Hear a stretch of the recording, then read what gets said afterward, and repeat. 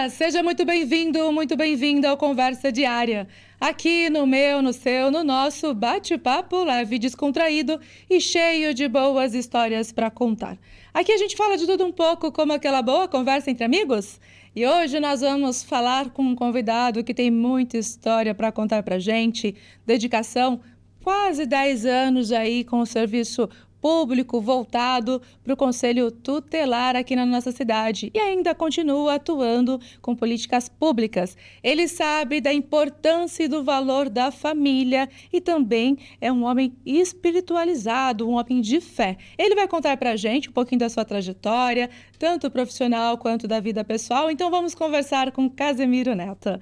Seja muito bem-vindo ao Conversa Diária. Obrigada por você aceitar o nosso convite para compartilhar um pouquinho da sua trajetória de vida e profissional. Casemiro, bem-vindo. Obrigado, Mara.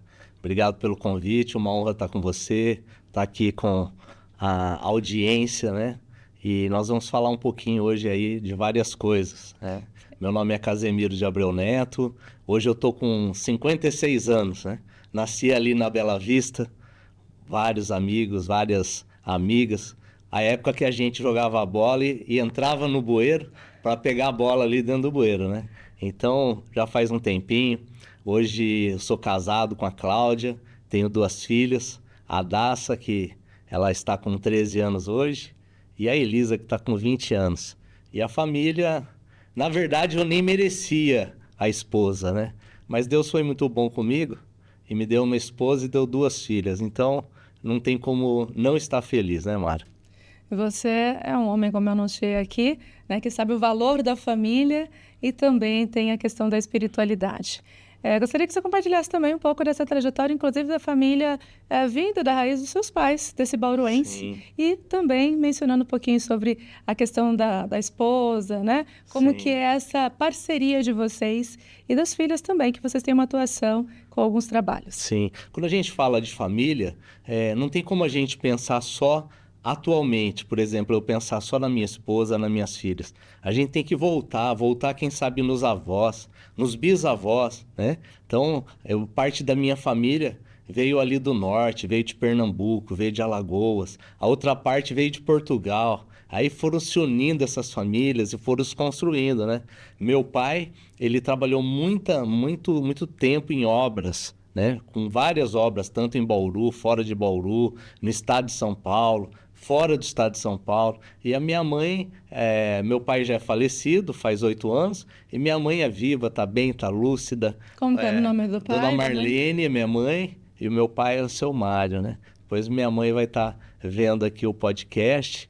Atualmente ela é aposentada, mas trabalhou muitos anos na prefeitura, se aposentou ali. E é muito interessante, quando eu vou na prefeitura, e eu vou muito na prefeitura, o pessoal sempre pergunta da minha mãe, como está minha mãe. Então tem uma receptividade muito grande, né? Então quando a gente fala de família, a gente tem que ver toda essa construção de vida, que não é somente aqui no que está acontecendo hoje, o marido, a esposa, enfim, a família que está sendo formada hoje. Tem toda uma construção até nós chegarmos aqui. A questão de temperamento, a questão da formação emocional, né? E também da espiritual. E no meio de toda essa desenvoltura que vai ser nessa formação da família, hoje eu tenho a minha esposa e tenho minhas filhas. Mas nós não existiríamos se não fosse todo o histórico de família, se não foi aquilo que minha mãe me ensinou, aquilo que o meu pai me ensinou, aquilo que o meu avô me ensinou, minha avó me ensinou lá atrás. Então, por isso que uma família, quando ela está estruturada, ela vem a ter como que eu posso dizer, uma formação muito melhor, né? A própria Constituição, ela já diz que a base da sociedade é a família, né? Então, quando a gente chega hoje e tem o casal estruturado, os filhos estruturados, isso não é somente o trabalho do pai e da mãe, mas é um trabalho dos longos anos que vieram, de gerações que vieram, até nós chegarmos agora, né? E você que tem um trabalho voltado para famílias, nós vamos falar logo Sim. mais. Como que você vê as famílias hoje em dia, nessa atualidade, né, onde tem muitas ofertas, inclusive, de muitas coisas, não só na questão econômica, enfim. Sim. Como que você vê a família hoje em dia? Sim. Quando a gente olhava lá na na nossa infância, vamos dizer assim, né? Até o pessoal falar a família Doriana, né? Que é o pai, a mãe e os filhos.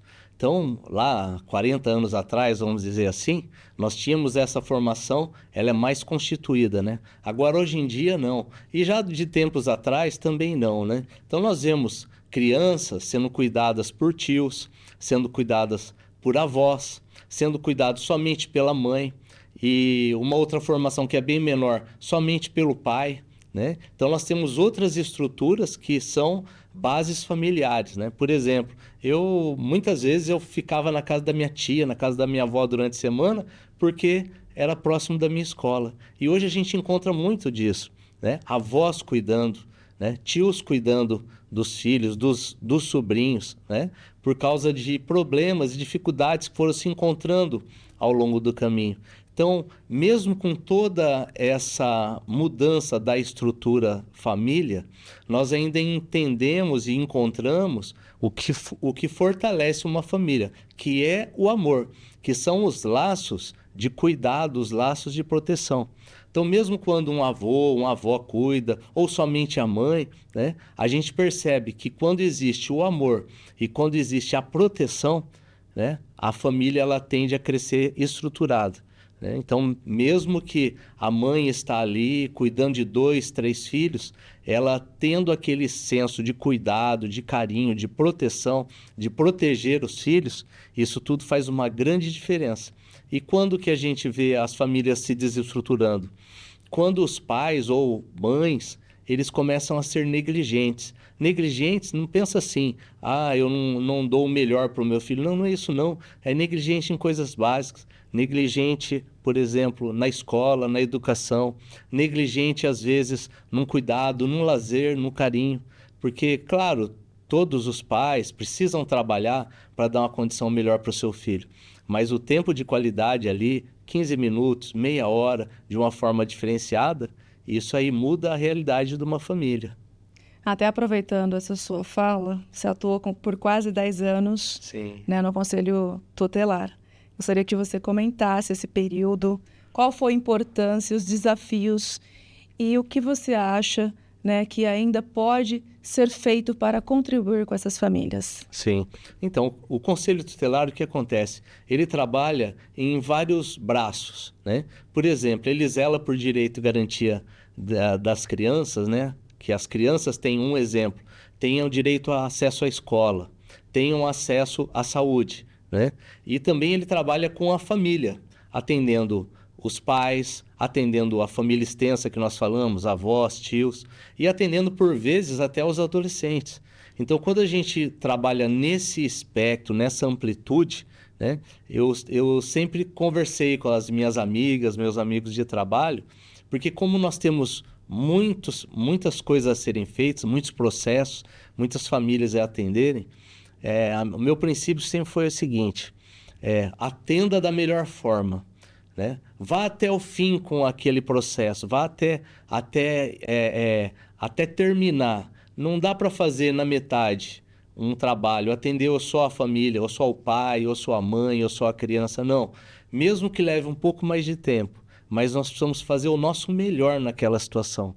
Quando a gente trabalha e atende as famílias, acolhe, porque, Mara, parece uma coisa simples, mas a orientação transforma uma vida, transforma uma pessoa.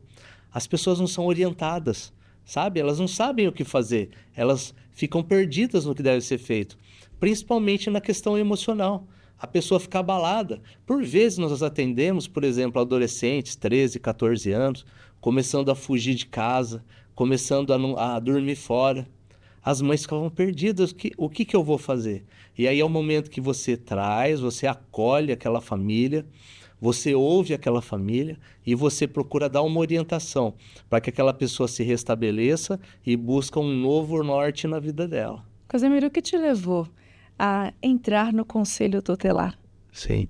Olha, entrar no Conselho Tutelar é uma questão Como interessante, foi essa particularidade? É interessante, porque a minha filha, hoje ela tem 20 anos, mas na época ela devia ter ali por volta de 9 para 10 anos, ela foi humilhada dentro da sala de aula. Ela foi humilhada pela professora. Isso não foi uma vez, foi 2, 3, 4 vezes, né? Então eu passei por todo o processo que depois eu fui atender os pais. Qual era o processo? Eu fui lá, conversei com a diretora da escola, eu fui na diretoria de ensino, conversei com a dirigente de ensino.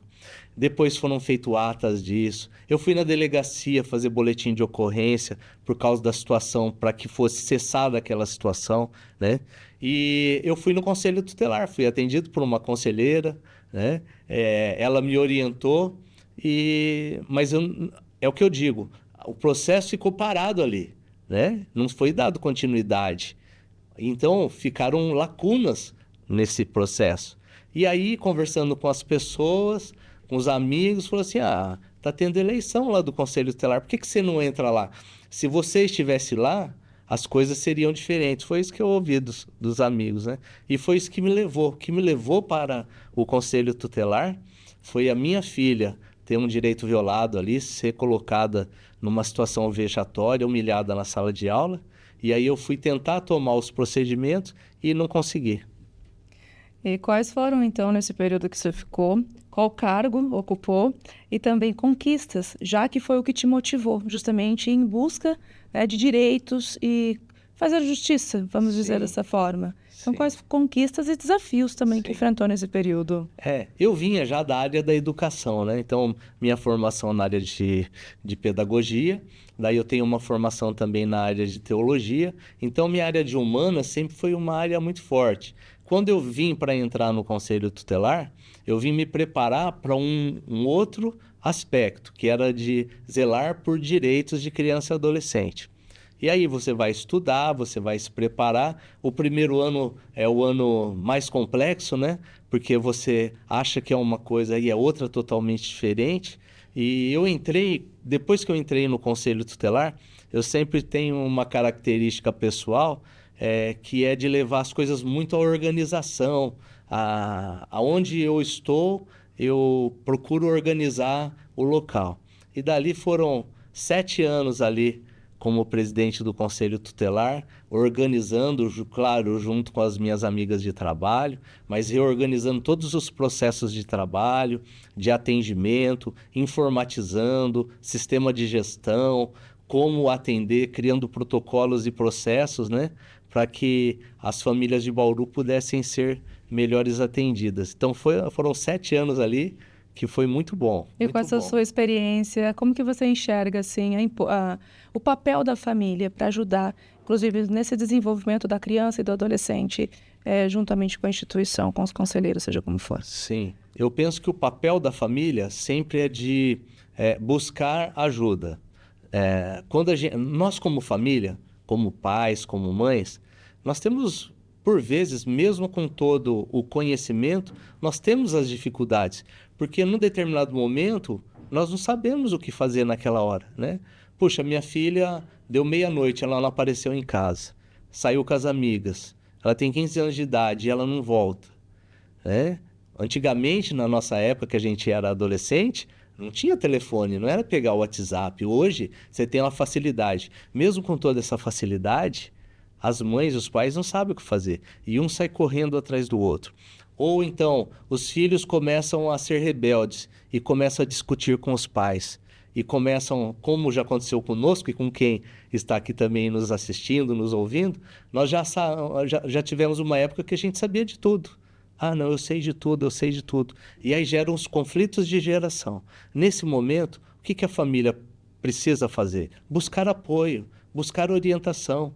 Buscar apoio pode ser na área com psicólogos, os assistentes sociais. O bom do Conselho Tutelar é que quando você chega ao Conselho Tutelar, o Conselho Tutelar vai te ouvir e vai te direcionar, vai colocar uma gama de leques de serviços públicos que existe à disposição, ou então até colocar, tem famílias que podem investir, investam, né? Então você que está aqui nos assistindo, nos ouvindo, invista nos seus filhos, porque não tem investimento melhor do que a família, Quantas vezes, Mara, a gente fazendo fiscalização nessas festas clandestinas junto com a Polícia Militar, né?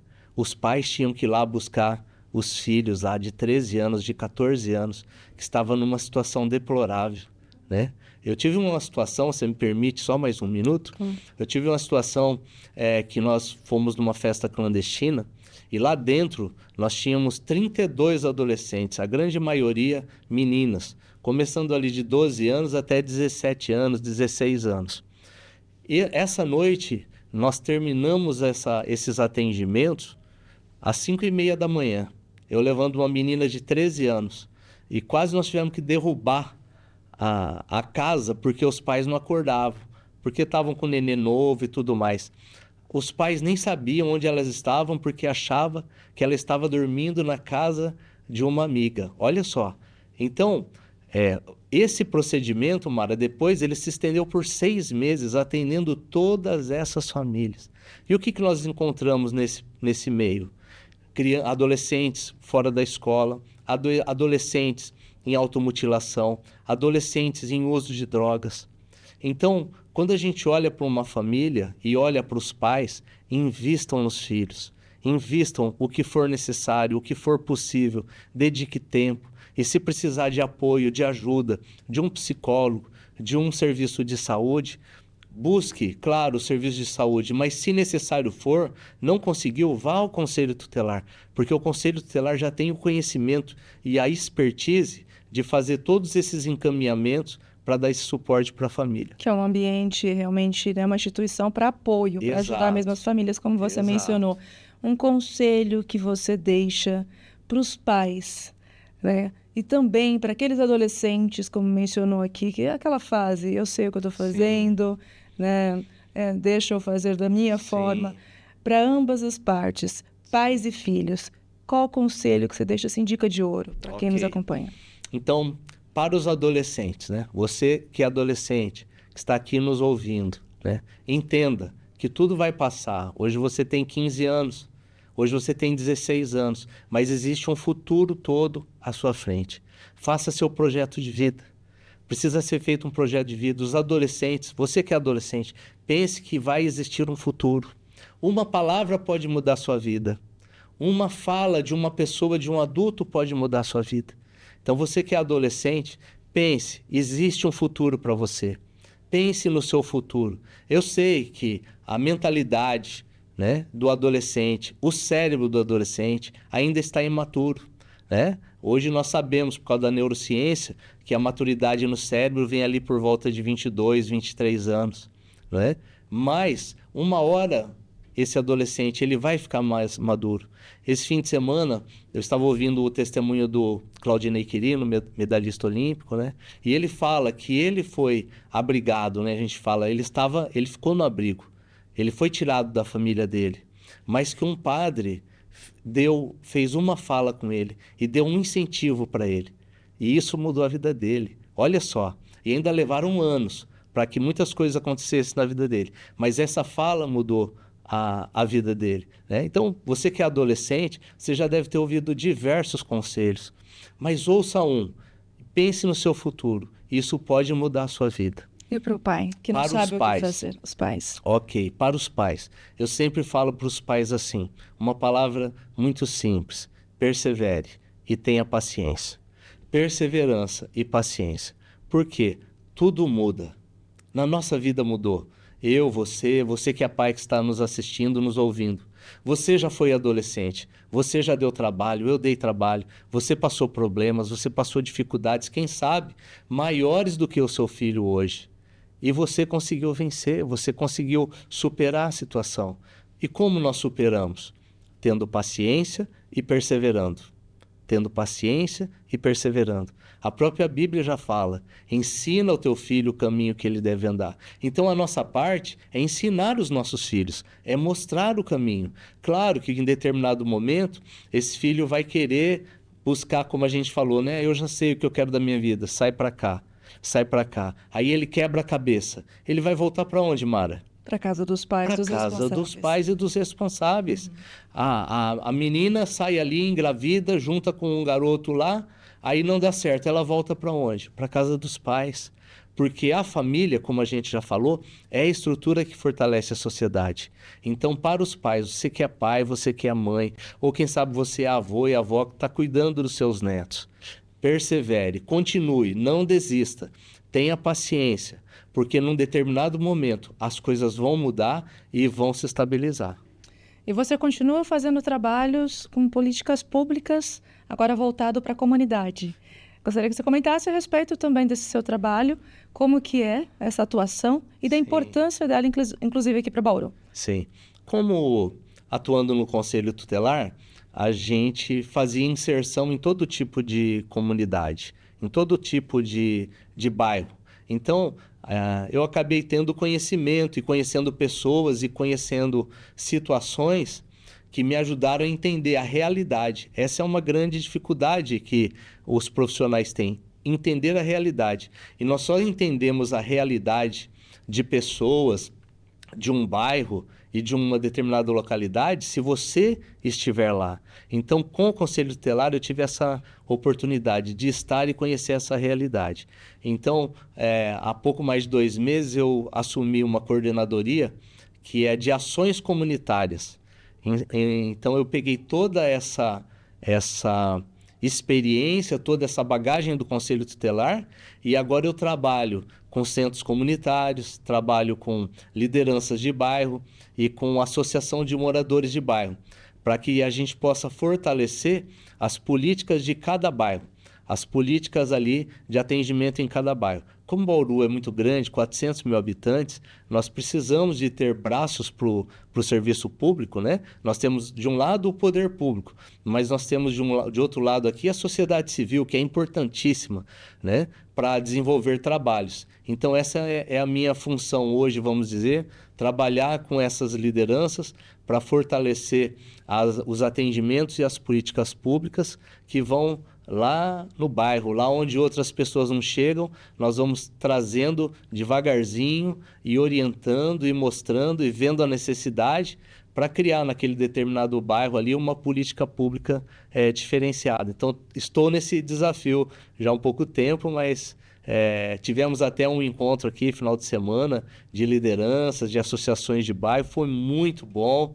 Foi muito importante e esse é o trabalho que eu estou fazendo agora. Como você mencionou, uma palavra pode mudar vidas, transformar famílias, e é o que você tem feito a atuação aqui, a sua atuação em Bauru. Sim. E você também tem a parte esportiva, voltando um pouquinho aí no seu histórico, Sim. Né? Também tem a parte como atleta de alto rendimento. Eu gostaria que você falasse pra gente qual foi o esporte que você praticou, deu Sim. aula, inclusive. Mas antes nós vamos precisar ir para um rápido intervalo. Você compartilha ok. com a gente logo mais. Muito obrigado. Então nós vamos para esse rápido intervalo, mas voltamos já. Não saia daí. Até mais.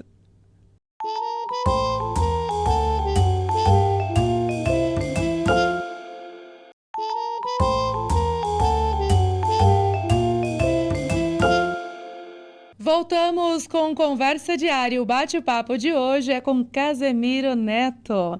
Antes do nosso intervalo, havia perguntado sobre o esporte, inclusive, Sim. qual modalidade que atuou também, né? Foi professor, enfim, conta um Sim. pouquinho pra gente a importância também dessa atividade na sua vida e para quem você teve essa atuação diretamente como professor. Sim. O esporte ele fez parte da minha vida, de uma boa fase da minha vida, o esporte. Porque antigamente a gente que era muito ativo, né, como criança, o pai e a mãe queria colocar em vários esportes para queimar energia. E isso foi muito bom. Até uma coisa que eu incentivo os pais a fazerem, colocarem seus filhos nos esportes, para que eles possam ter contato com o esporte. Ter o contato com o futebol. Futebol, claro, no Brasil é o mais conhecido, mas para ter contato com o basquete, ter contato com o vôlei, com o judô, com o atletismo, né? Então, esses contatos, eles vão ser um leque onde a criança ali, o adolescente, ele vai poder se desenvolver, né? No meu caso, foi o judô. Mas antes do judô, Mara, foi o atletismo. Olha que legal. Porque na escola, antigamente, o professor chegava e jogava a bola de futebol para os meninos, vai jogar bola. E pegava a bola de vôlei e dava para as meninas, e vai jogar vôlei ou vai jogar queima. né? E no determinado momento, o professor precisou se licenciar por causa de uma questão médica e veio um outro professor de educação física da aula. E esse professor, até quero honrá-lo, né, que é o professor Edson Maitino. Ele foi, inclusive, secretário de esportes em Bauru um tempo, né? E o professor Edson chegou e ele mudou toda a dinâmica da aula. Ele começou a nos ensinar outros esportes. Então, um dia era basquete, outro dia era vôlei. E num determinado momento, ele pegou e falou assim, nós vamos sair para correr. Ele nos pegou e levou para correr na rua. Isso há 45 anos atrás, você entendeu? 42 anos atrás. Era uma coisa que você não via, não era comum. E nós fomos correr. E aquilo nos despertou. E aí a gente começou a fazer alguns esportes ali. E eu cheguei a ser campeão de jogar bolinha de peso. Olha que coisa. E um dia o professor Edson chegou e falou assim, vai ter uma competição de judô? Alguém aí já fez judô e tal? Eu falei, eu fiz. E eu tinha feito quando eu era menorzinho, né? Eu fui lá, peguei meu kimono apertadinho e fui para essa competição, que era de escolar. E eu ganhei a competição. E aquilo me animou a dar continuidade. Aí eu voltei a treinar, fui treinar no tênis, no Bauru Tênis Clube. Continuei treinando. Aí foi onde começou o meu desenvolvimento no judô. Mas olha só, a diferença que fez um professor de educação física de mostrar outros esportes onde, por causa do atletismo, eu me incentivei a dar continuidade no judô. Por isso que eu falo para vocês, são pais, incentive seus filhos, coloquem nos esportes, para que ele tenha um contato, para que ele tenha o sentimento, ele vai ter um contato do que é aquele esporte. E daí, mais para frente, ele vai desenvolver. Quando eu entrei ali com 12 anos, mais ou menos, ali para o judô e comecei a treinar um pouco mais, aí entrei no Bauru Tênis Clube, fui treinando. Ali com 14 para 15 eu fui começando a competir. Com 15 anos, chegou para a gente, olha, vai ter uma seletiva para o Projeto Futuro. E o Projeto Futuro, olha como o Bauru é muito forte no esporte. Projeto Futuro, isso a gente está falando ali de ano de 86. Em 88, nós teríamos ali as Olimpíadas de Seul, né? Mais um brasileiro aqui, um bauruense, ele fez um projeto, isso bem antes, que se chamava 8 para 88, destinado para o judô, que depois se tornou Projeto Futuro, um projeto que existe até hoje da Secretaria de Esportes do Estado de São Paulo. E ali teve uma seletiva, nós saímos daqui, Mara, eu e mais 2 amigos, o Marcos e o William, fomos para São Paulo na seletiva de trem, de trem, olha que coisa deliciosa. Boa, aventura, sim. 15 anos de idade, né? Hoje nem pode, mas naquela época, olha a loucura. E lá nós passamos na seletiva, depois fomos morar no Ibirapuera, ficamos 2 anos morando no Ibirapuera, 86, 87, né? E ali nós tivemos o treinamento com a equipe, que seria a equipe que iria para as Olimpíadas de 88. Então nós estivemos ali fazendo parte desses treinamentos para aquela equipe que foi para 88. Né? Então isso foi maravilhoso, né? Uma virada de chave. Com certeza, que um garoto de 15 para 16 anos morar em São Paulo, ter treinamento com os melhores professores do Brasil. Quem não queria ter naquela época? Então nós fizemos de tudo para isso. Eu lembro até que, até me emociono, que meu pai chegou e falou assim, não, você não vai. Você não vai. Eu falei, tudo bem, pai, não tem problema. Eu peguei o kimono, coloquei numa caixinha assim e pus em cima do guarda-roupa. Eu falei, não vou fazer mais judô. E fiz a chantagem emocional, né? Fiz a chantagem emocional, né? Mas daí veio os amigos, professores, conversou com meu pai, explicou, né? E aí eu fui e passei esse tempo. Depois que eu voltei de São Paulo, continuei dando aula no Bauru Tênis Clube, depois dei aula em algumas escolas, em outras academias. Então o judô, continuei treinando, disputei diversos jogos regionais, diversos jogos abertos, campeonatos pelo município, né? E ali por volta de uns 10 anos atrás, mais ou menos, 12 anos, foi onde eu parei de dar aula e fui para o conselho tutelar, né? Casemiro, você menciona, né, emocionado Sim. em relação ao esporte, que acabou sendo uma paixão sua, Sim. mas mostra também o respeito que você tem por família, pelo seu pai que Sim. você tinha. Então, tudo isso é muito importante. Só reforça tudo aquilo Sim. que você já contou aqui pra gente. Com certeza. Né? E também retribuiu, né, para a sociedade Sim. por meio das aulas, o que você já desenvolve hoje. Sim. Gostaria que você falasse também sobre a questão da espiritualidade da fé, porque é algo que já pertence, que você já trouxe aqui para a gente um relato, né, tá nos bastidores sobre Sim. fé.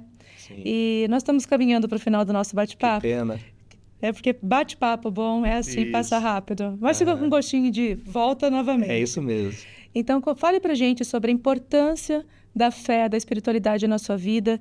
E, claro, algo que não foi perguntado, que queira compartilhar conosco também. Fique à vontade. Tá. Então, a minha formação, vamos dizer, de fé, né? É uma formação católica. Meus pais, eles sempre foram da Igreja Católica, né? Eles davam cursos de noivo na Igreja Católica, davam cursos para casais na Igreja Católica. E eu ali com adolescente fui morar fora, fui ouvir outras vozes, vamos dizer assim, né? Você acaba tomando rumos que, como a gente já conversou, você vai e você volta. Você vai, comete erros e você volta. E nesses erros você aprende e você retorna, né? Nesses retornos meus foi onde eu tive uma experiência pessoal, onde eu ouvi Deus falar comigo, né?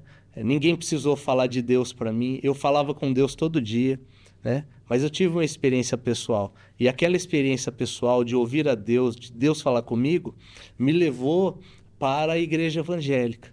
Foi onde eu me converti, entreguei minha vida de uma forma diferente para Cristo, que ali com 23 anos, foi uma decisão pessoal mesmo, né? Como a gente falou, 23 eu já estava mais maduro, sabendo realmente o que eu queria da minha vida.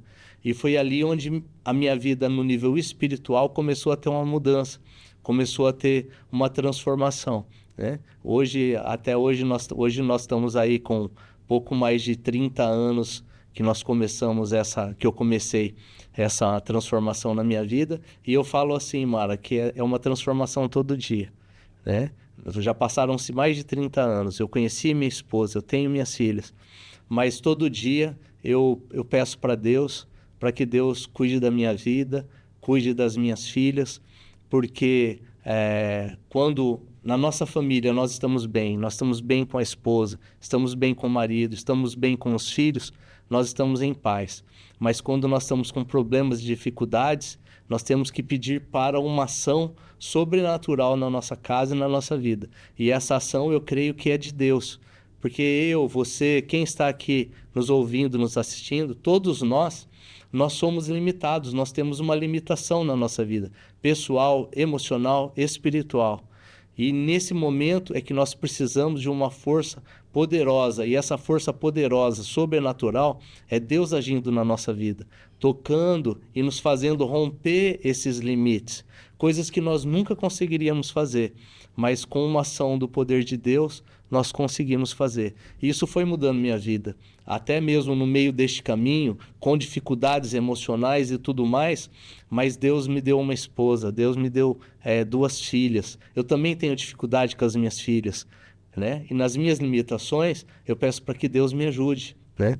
Uma palavra final, assim, que eu deixo, assim, para nós que estamos aqui, para as nossas famílias, para as pessoas, é que tudo tem princípio na vida. Nós temos princípios em tudo. Quando nós vamos, infelizmente, no mundo que nós estamos vivendo hoje, Mara, os princípios, em boa parte deles, são deixados de lado na questão da família, vamos dizer. Mas quando nós saímos para outros locais, nós vemos que tudo tem um princípio. Quando você vai no esporte, você tem regra, você tem princípio a seguir. Quando você vai no seu trabalho, você tem regra e princípio a seguir. Então, na nossa vida, nós precisamos ter princípios que nos norteiam. Eu recebi adolescentes, às vezes, Mara, só fazendo um parênteses, recebi adolescentes e eles falavam assim, eu quero fazer o que eu quiser na minha vida. E eu falava para eles assim, para as meninas principalmente, Eu falei, olha, eu tenho aqui 55 anos, 54, 56, e eu não faço o que eu quero da minha vida. A minha obrigação é sair da minha casa, é trabalhar, é levar alimento para minha família, é cuidar da minha família. Eu não faço o que eu quero.